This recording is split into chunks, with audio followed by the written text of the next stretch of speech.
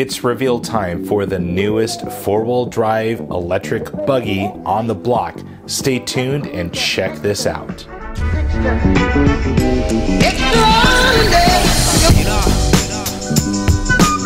Hey guys, Rich here from the RCNetwork.com, and today is reveal time for Team Associated's brand new RC10 B64d. Now, of course, that is their newest 1/10 scale four-wheel drive electric buggy. In today's video, we're going to be going over the full reveal. So everything I used to get this B64d all put together, including electronics, paint, extra accessories, and other tweaks I had to do beyond building the kit. Yes, there's other things that kind of came up on the aftermath of actually building it. With that being said, please make sure you check out my unboxing video of the 64D and also my build update. It goes over all of the owner's manual items and just specifics that I found from point A to point B. This video has even more. Being that this is a kit, you do have to put it together yourself. You do have to supply your own electronics, wheels and tires,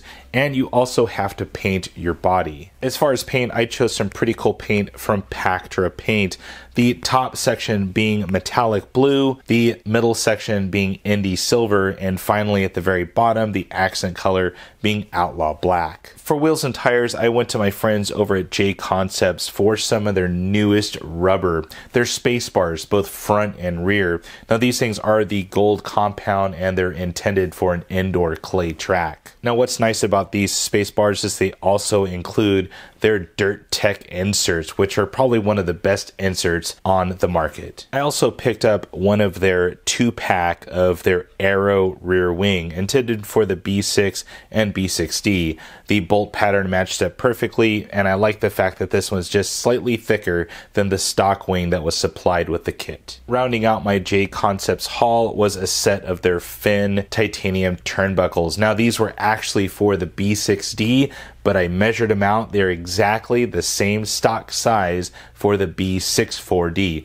They fit on perfectly, and of course, titanium is my friend. Taking the body off reveals a whole group of Reedy electronics. Now, I chose some pretty cool stuff from Reedy. I had their 510R already a couple of months ago when it was released, so kind of been dying to get it into this B64D.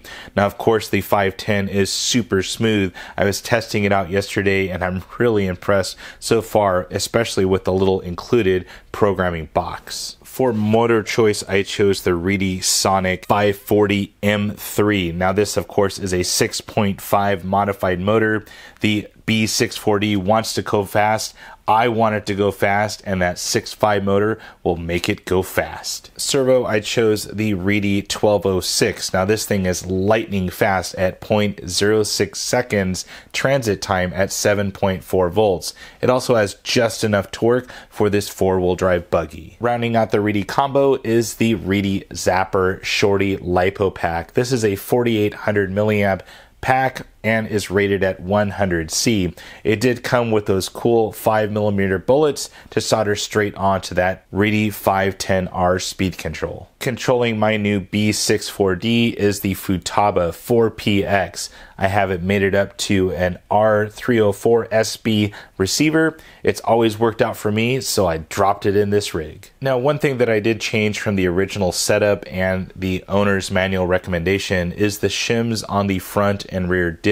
Now, I want to thank Kurt over at Schelle Racing Innovations for this tip. I kind of found a little bit of a binding feel once I got the electronics in and started to inspect. Well, of course, Kurt is on top of his game with the B64D, and he had this recommendation for the kit setup. As far as shimming the diffs, the manual recommends 3 shims on the bevel side and 5 on the cup side of both the front and rear diff. Now, Kurt actually found out that a little bit of manipulation of that and actually leaving 0 on the bevel side and only 7 now on the cup side is a little bit better fit, and I can definitely acknowledge that with the setup of my B64D. Now, one other thing that Kurt had pointed out is underneath this blue aluminum chassis brace, there's actually a channel that's kind of dug into the chassis to allow your ESC's receiver lead to easily flow underneath there. Now, in the owner's manual, it was a little bit of a miss because it never mentioned it,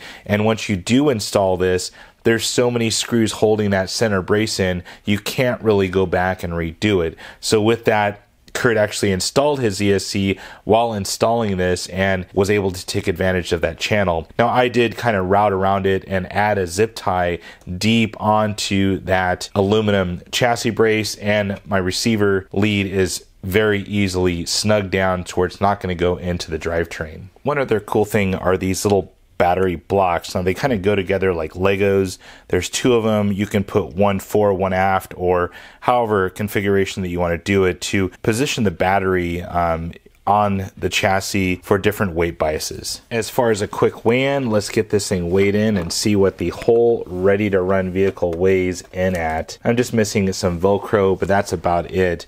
So right there, we're looking at 3.88 pounds, and grams, we're looking at 1,762 grams. Well, guys, that is my full reveal of the Team Associated B64D. Now, I can't tell you how happy I am with this kit. It actually went together very, very well. No missing parts, no major issues with the owner's manual.